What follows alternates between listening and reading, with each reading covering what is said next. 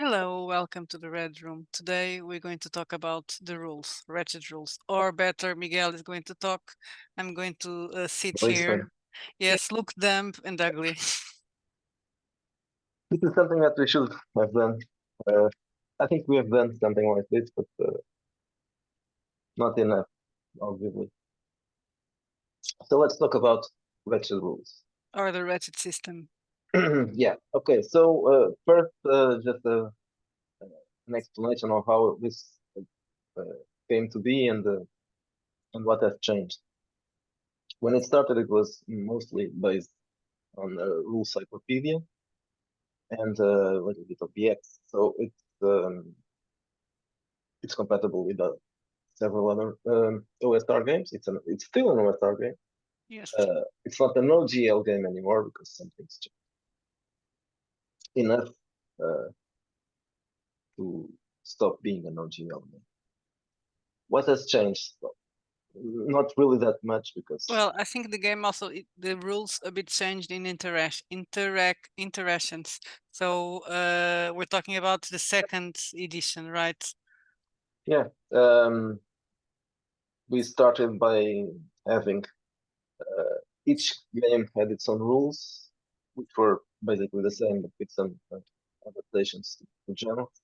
So we had a Wretched Country, which is Western, Wretched Space, which is a space opera, Wretched Bastards, that's fantasy, and Epoch, which is investigative horror, and Darkness, which is Horror and New Flash, contemporary. contemporary horror and New Flash. Mhm. That is that strange, Yeah, our oh, strange interpretation of biopunk, exactly cyberpunk biopunk. cyberpunk, biopunk. So these were our first games, and they were released with rules, full rules, and game setting. And then we decided that it was time to do a second edition of the rules and also second edition of the game settings. But this time we decided, this is in the beginning of the year, that we would release one core book just for rules, and then each game setting would be its own, uh, just a book with some extra rules and Yes, specific for that setting. yeah, which had already been done, but it wasn't just the specific rules; it was uh, the whole set of rules, and that was kind of annoying. Yes, some people complain. Well, that's why do we have rules in every game? Because it made the games bigger. In the end, the settings are bigger, but it's Yeah. because we have more setting material in plot hooks and adventures. So if you are interested in having the streamlined rules, you should buy the second editions and the core book, which is in PDF. It's free with each one of the larger settings, not the smaller ones, but the large settings like Darkness, Space, New Flash, The second Fantasy, edition, Bastards. Yeah. all the ones that are second edition, of The course. first edition, you don't need the core book with those because they have rules included, so they are full games. Okay, so what has changed as well from first edition? Some of the things um, like names of attributes, Mhm. attributes which were called abilities in the first edition, now they are called attributes, but it's basically the same. So yeah, instead of strength, we have muscle. Instead of agility, instead of dexterity, we have agility. Instead of intelligence, brains. Instead of constitution, toughness. It's Instead of charisma, magnetism. Sex appeal replaces comeliness. and That's wisdom, optional. it's wit. Yes, but we like it. Wisdom It's wretched. um, morale is resolved, and armor class has always been. We decided to call it since the beginning Mhm. defense because it's not really just armor, but also capacity of the characters to avoid damage. So defense Hit is points, health points. yes, hit points are now health points, and probably a few other things. Oh yeah, saving throws are not saving throws anymore. They are avoidance rules, even though everybody calls it saves. So saves is the name, but saving throws are not the same as saves, and everybody calls it saves anyway. So that's it. Uh, there's probably a few other things that were smaller stuff. Okay, now this was just an introductory explanation. Now let's talk about the rules in more detail. Am I sharing the screen? Yes. Okay. So as I said before, this is a OSR game, but there are some things here that aren't quite OSR, or at least not. It Not from the depends. D20. Yeah, it depends on the concept of OSR. But yeah, the background, origin, and left path were inspired by Traveler, so it's a different OSR if you even call it that. This is probably the first thing that you do when you select a character, when you are doing a character. Even though this is step 2, but well, you can start by this one or not. We'll talk about step 1 later. So this is just an origin for the character, but as I was, I was meaning to say this. This is basically optional. If you don't use step 2, it won't affect in any way the game. It's just It's to generate the background. yeah. So this That is small background. basically a start for the character. This means so you roll one d6, and that determines if the character's origin is as a destitute, struggling, comfortable, wealthy, feels rich or elite. These names might vary according to the game settings. And also the options below will definitely change according to game settings. Yes, there's one table for each setting. Yeah. So this is just what your parents or the parents of the character were, or the character, or what the character was before he started doing whatever he does right now. And then there's the life events, which is the life path, and this is just some some event or more than one event. And like Traveler, you're not supposed to die during the character creation. Yeah, if you roll 20, you roll twice. So that's the only thing that's not really an event. Well, death is an event, but not a An big. inconvenient event. Yeah, well, there are some inconvenient events here as well, but not as much as that. It's just you can you can gain skills here, you can gain perks and drawbacks. Perks and drawbacks are another thing that that one isn't really that's not OSR. OSR, but also it's optional. So you have a list of perks and drawbacks. They appear in some other moments in the rules, like this one. But if you don't want to use them, you don't have to. Okay, so you can gain perks, you can gain skills here, and you also might be burdened with a drawback or more than one drawback. Then this part of the game rules are basically what you expect in a OSR game. You are going to roll for attributes, which is done. We have several modes. You choose the one you like. 3d6, 46, 3d6, and choose where you want to assign those values, or 3d6 and in order, and you just distribute them and muscle, brains, wit, agility, toughness, magnetism, and sex appeal. Health points are determined according to the character's toughness, and also by occupation. There's one occupation, which is the man of action, the equivalent to warrior or fighter, that has more health points. The other ones have less health points, but nobody here is a hero. All characters are kind of weaklings because this is wretched, and because most of the settings are supposed to be not particularly heroic. So you have the amount of points you have is usually toughness equal to toughness. So it will be between 3 and 18, and it goes up 1 point by level, or not.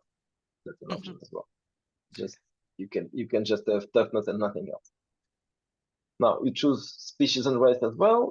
Not in every game, of course. This is the list of the races that are playable, at least for the moment. At all settings, of course, it Yes, depends. yes.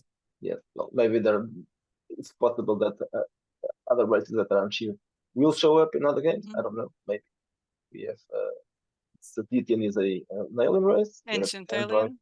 Mhm. Children of the Night are not really vampires. These are mutants, but supernatural mutants. These are angels. Dolpar is an alien as well. Dwarf A is a dwarf is dwarf. a dwarf. A fantasy dwarf, not a person with a disease.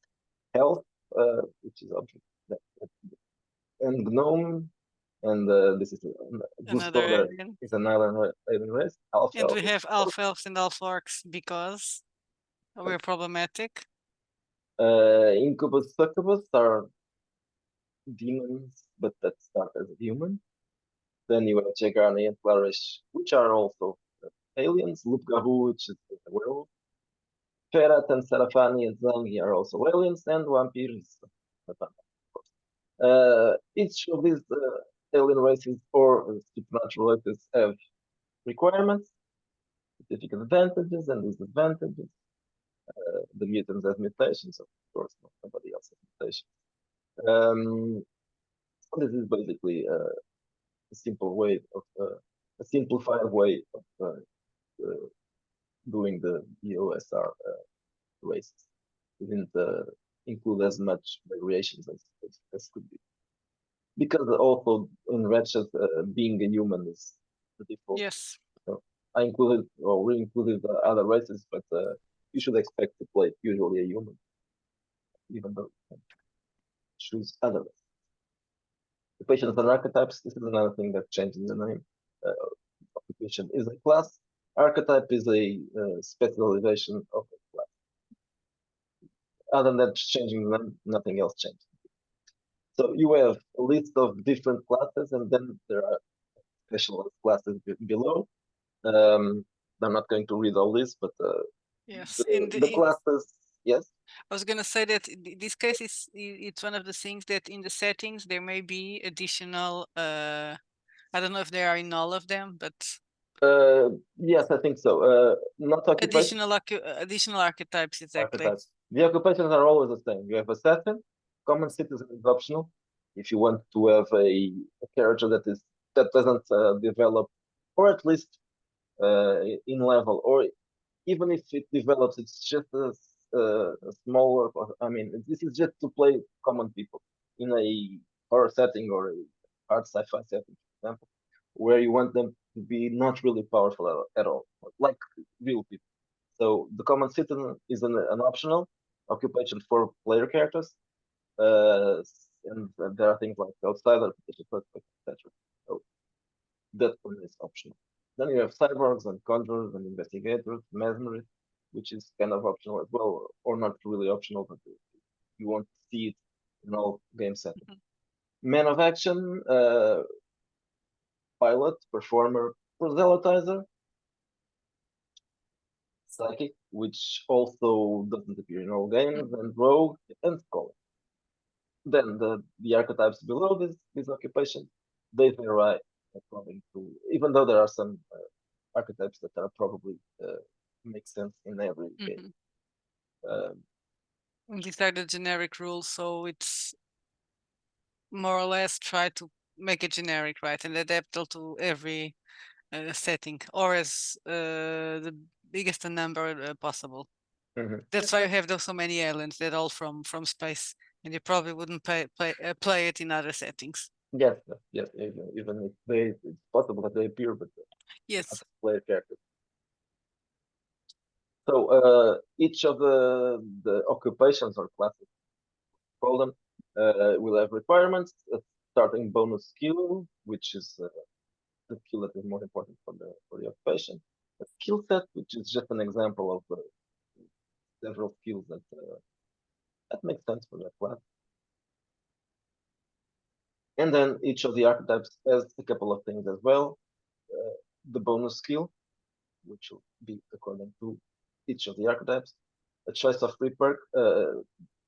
So as I mentioned before, there are perks in this game, which you can consider them as optional, or at least modifiable. At the beginning of the game, or when you do a new character, You have one free perk. If you want more perks, you have to add one drawback for each of the new perks. The free perk is determined according to the archetype. So you have a selection, and you from these ones you choose your free one. And then there's a unique fit, which is something that's a small bonus that every character. So you have here an example of a table for the class or occupation. So you have 10 levels here only because Wretched games are kept at level 10. You have the experience. Uh, as you can see, the numbers are low because I divided by 100 because big numbers are, I don't know. I don't like it. Gives So you headaches. yeah, so it's so for example, this Saturn caps at 5,000 experience points at 10th level. You have here the health core. So this Saturn is one of those classes that have more health points if you are using that benefit of climbing up and gaining new points. You have bonus skill points in this case for the skill. I don't know. Persuasion, I think. No, this is Oh no, that's the yes. that's not that one. Anyway, um, and this is the number of skills the character gains per level. So it starts with 2 points modified by the most important attribute, which is in this case is agility. There's a table for that.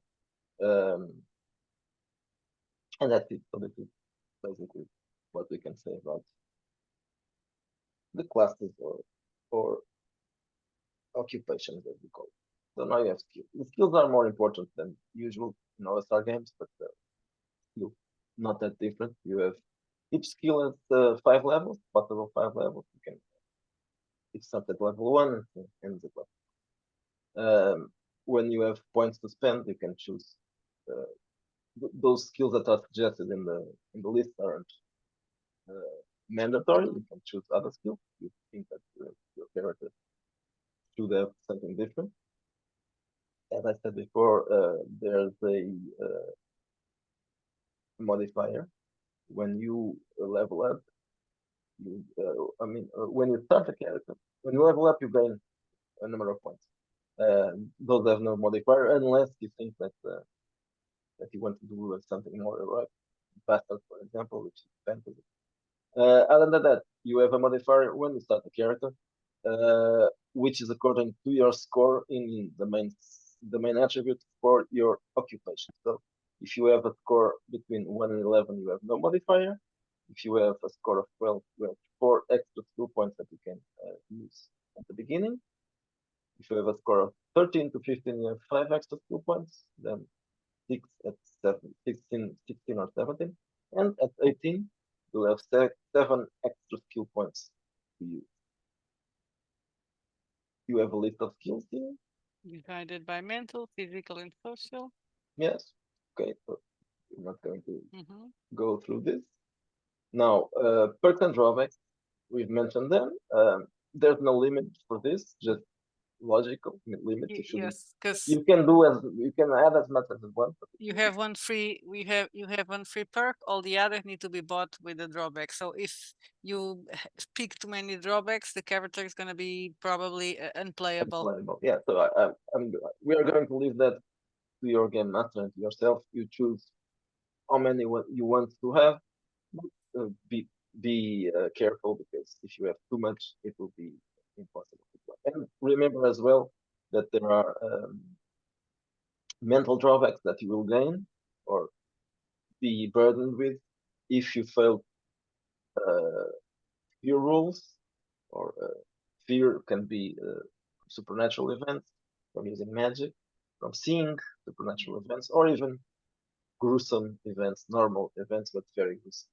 So if you fail by too much, for example, a critical fail, there's the possibility you will gain one of these mental drawbacks like hallucinations, like flashback, that kind of thing, nightmares. So remember that as well. If you start uh, if you start adding your character mental drawback, then there's a possibility, especially if you are playing a horror game, that you get even more after character creation. So there's a list of there are also new perks and new drawbacks in some of the games, especially Vigilantes, because that one has a Super, whole yeah super perks. super perks and super drawbacks. So Aging they change a rules. lot. I think rules are is basically what you should expect here. It's varies according to the character's race. Otherwise, it's not really important. Okay, so now let's talk about experience and mention again, not again. I didn't mention yet. The step one, uh, Yes. which I skipped because it mostly affects experience, even though at least in game it affects other things, but not in rules, just role playing, the role playing experience, which is sins and virtues. Or when we started, it was just sins, but we decided to add as well the virtue. What is this? Oh, this is our version Alignment. of an alignment. Yeah. Um, you choose each character has to choose at least a thing. Maybe if your game master also wants to use virtues or both, so you'll choose one sin and one virtue, one sin, nothing else, or just one virtue. And that besides affecting experience, as I'm going to say when next, it also affects how you should play your character because it will be something that defines not necessarily everything about the character, but some parts of that. So let's go back to step one, which is a deadly sin of transgression. The deadly sin, the ones that you know, gluttony, sloth, wrath, envy, pride, greed, and lust. Each of these things have a couple of rules about it. The pain and the boom. The pain is something like when you are in a situation where your sin or your virtue could cause you any problem, you have to roll the wit's roll to control your urges. Example with the rat, of course, you get angry and enrage easily, so you need to roll to control it. So if you are being provoked by an NPC to avoid killing him or hurting him, you should roll for avoidance roll in this case. Now the boon, which is optional, is something that an advantage that you have. In this case, is a +1 bonus to intimidation roll. It varies according to the skill. When this book was first published, we still had only things. Hmm. So the virtues are in the appendix. Uh, they aren't here yet. They But will they be work found. the same way. Yeah, they work the same way. They have a vein and a boon. Okay, so besides this Because being virtuous and that's important, it also can also have disadvantages. yeah, it's basically the same thing. So you have extra experience points if you will play your character according to the virtue or vice or both that you choose. So that's why I mentioned this now because it will affect the number of experience points that you receive at the end. It could be from 10 to 20% extra points. Okay, so let's go back to experience. Not now we can talk about this. Um, Experience is also slightly different from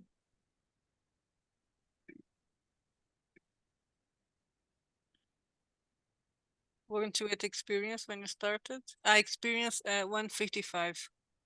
yes I was, but yeah. Okay. So experience, as I was saying, it's also slightly different uh, from because it's wretched. So you will gain experience points from killing stuff. killing creatures, killing people. You will gain experience points for being dishonorable, for stealing, for cheating, for lying, for being selfish. selfish, yes, for betraying people, and for uh, accomplishing objectives, and by being untrustworthy and surviving as well. Naturally, this is applied to, to a character which is done according to sin. So, if you are playing a virtuous character only, you'll have to do the reverse of this. So that would be the other way of gaining experience points. As I mentioned, and I still this is still a wretched game. Playing a virtuous character or a balanced character is an option. So by default, it's by playing a character that is an anti-hero, not necessarily a villain, just an anti-hero. Is how you gain experience points and how you level up. There's something else that is not really connected to experience but to wretchedness, which is called wanted level and notoriety. The wanted level is meant to be kind of a balance to characters to avoid them that they go into a killing rampage or something like that. So Yeah, they go crazy with the singing. yeah, no, don't sin too much, or else you'll be wanted. So the wanted level is something like when you are in the Grand Theft Auto, you start killing people, you start getting wanted stars, I think, and the cops are after you. Kind of like that, but not necessarily cops. It could be something else. You start at level one in terms of wanted level, uh, and unless you have some drawback that says that your character is being wanted by someone, you will be he or she will be just some a common person that has no problems with the law or whatever. And then it starts going up until at level 10, you are infamous everywhere, feared and distrust across the globe or the universe. This depends, obviously, which game setting you're playing. And you should probably roll another cat. Notoriety is a balance from this. It's something that you gain uh, when you get more wanted and like when you grow up as a criminal, you'll start getting some bonus because you are infamous, so you will be rewarded with intimidation and street fight rules, with a bonus to those rules. So it depends on the level of notoriety that you are. Okay, so there are some optional rules here, and these ones are optional in a way that that's why they are in a different chapter. Uh, this is just meant to play a different kind of game where you are more heroic. So there's the wretched pool that gives you points, then the wretched brush that gives you a fight or flight condition that will help you survive, and wild dice that can be used uh, as a advantage or disadvantage depending on the kind of wild dice you are choosing. Well, not you, depends. The game master, this is the game master choice. Wild dice can be good or bad. For example, we are using wild dice bad bad situations in orbital decay. There are other options for this. Combat is very much like any other OSR game. You have an initiative role, you have a phase for resolution and avoidance, phase for movement. You have melee attacks and range attacks, and you have surprise and all that. So this is not really an important thing to go through. It's just the only thing that we might mention that is different is the ranges were simplified, not to have it in meters or whatever other measure of distance you use. You have a melee zone, a range attack zone, and an out of range zone that is very distant attacks if you're using heavy weapon or a sniper rifle.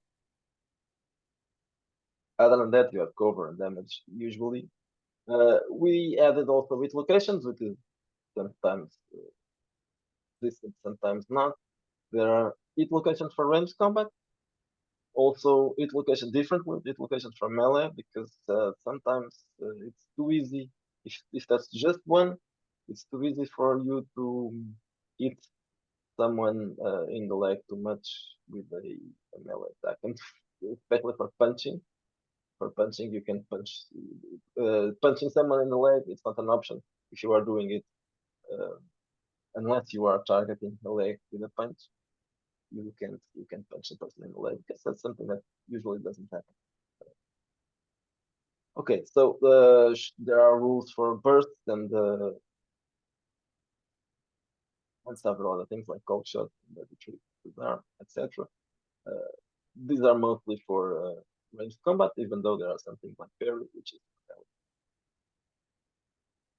then there are special rules for pistol and sword duels, which include some tables that you roll to make it a little bit more. I don't know what to call it. Well, Cinematic. yeah, cinematic, a bit more cinematic. Critical hits are also optional, but we use them usually because for horror and all that. Mhm. So you have a table that you can roll on it, or unless you know already where the critical hit is, you just choose from here. If it's a head shot or a head blow or leg shot or a leg melee wound or in the arm or the abdomen or whatever. So there are options for this thing. You have different tables for firearms, blades, blunt attacks, and unarmed attacks. There are also rules for vehicle combat, which are simple. Not something that we want to detail here. They are mostly like uh, common combat. So what you have here is just a simplification. Most things you do exactly as you would do in normal combat. Obviously, if you have a vehicle or a spaceship, you have different critical tables in different locations. Obviously, there are no legs there. There are also a table for cinematic maneuvers and using vehicles. There's a scale here. Scale rules for example, if you are attacking a car or a spaceship. Yes, it's not the same. Yeah, varies according to this. It will be scaled according to that. And the chance to hit is also different. You'll have a better chance to hit a very large object and a more difficulty to hit a small object. And especially if you are, for example, if you are a spaceship trying to hit a car or something like that, it will be also more difficult there. There's a list of vehicles as well. There's also a list of weapons there combat before, and some vehicle customization rules. But this is also very simple. In some of the games, it will be expanded, or it is expanded. Obviously, spaceships will be Mhm. expanded, or are already expanded in space, in much space.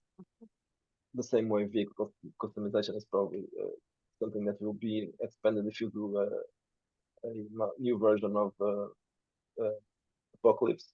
Mhm. Sea Battle, I think, is a bit expanded in that. This is how you heal damage. It's basically simple thing. Uh, First aid rules, medical rules, and then some rules here for healing wounds in a technological or non-technological world, because this is the Wretched universe has several options. And so if you are playing in a fantasy game or a space opera, the, the bonus and penalties from using or not using stuff will be different. And then there's also examples of threads and also other forms of being hurt, except by combat, like falling and disease. There are incubation and severity, different severities and rating for diseases, and you'll have to do rules for toughness usually to avoid and to resist to this. Um, for example, now you have here exposure to vacuum and radiation are also things that are expanded in other game settings like space or orbital defense. But the core rules have the base stuff that you really need. Carousing is something that you can, it's not really optional, but you can do it or not do it. In Yes. between adventures, you can roll on the tables, and then there are several options for gaining stuff or not gaining stuff, or just being penalized by something. This is a risk. If you want to engage in carousing, you have risks. So it's something that you might do or might not do. It's optional in another way. It's not optional as a rule. It's optional if you want to do it or not, or if your game master lets you do it or not. Were you going to say something? No, The I'm core just rules. doing like this in my head. The core rules have nothing. Doesn't have much in the way of adversaries. Just just a few options here to rule generic types of creatures. But then each of the game settings has its own list of adversaries, and eventually we'll have a Yes, bestiary. yeah, we started to work on it, but Yeah, so not we. yes, we as the red room. So there's something coming soon for creatures. It will start with the fantasy. Now, fear and insanity are important because it's things, some horror in it, and the beyond is something that connects the whole Wretched verse. It's our supernatural realm where nasty things happen, and from where nasty things come. Very nice. It's the So, super glue that sticks the wretched verse together. kind of. As I said, few rules are important. So when there are shocking events, depending on, so for example, we have here seeing a corpse for the first time or killing someone. These are the most. These are just common things. Nothing like witnessing supernatural events. These are probably the most uh, the ones that will probably make you go insane as you do these things. So when you are subjected to shocking events, you will have to roll tough wits avoidance roll, and then if you fail for a long shot, you'll have to roll again, and maybe you gain a drawback, or at least you'll have some kind of reaction that will be from like here at one you go dizzy for one round, and at 12 you suffer a stroke or some other extreme physical reaction, and in the middle there are several other things that can happen. And insanity obviously is what happens when you gain a drawback that is one of these from this list, like a phobia, paranoia, panic disorder, etc. So, but you can also recover, like in most horror games. If your character is going insane, you can try to avoid that, and so you can take medication, go to therapy, or even be interned in a mental facility, which probably means that you'll be out of game for some time, but you can play another character and bring the other one back. Magic. Now magic. Magic is this one is different from usual because there are no spell casting in Wretched. Magic rituals is the way we chose to do it. So we try to make it in this edition even more like realistic. Mhm. So you have you have a list here of rituals that you can do. These ones are for, well, these ones are generic, you can use in the game, but then this is expanded and changed for Darknet, for example, which is our horror game, and that one is more detailed and more and things are different. There aren't that many because these are rituals, not spells, so it's not a very large list. There's also psychic talent, which are also different in some games. For example, space has a variety of a variant of well, two variants of this. One for aliens and for humans that are kind of Jedi Knights.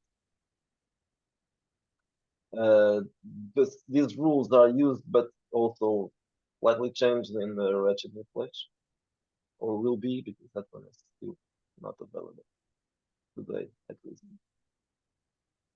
Um, so that's it. This is psychic talent. And the last thing in rules is settlement management, which is something that you'll not be using in most games, maybe in zombie scenarios, fantasy perhaps.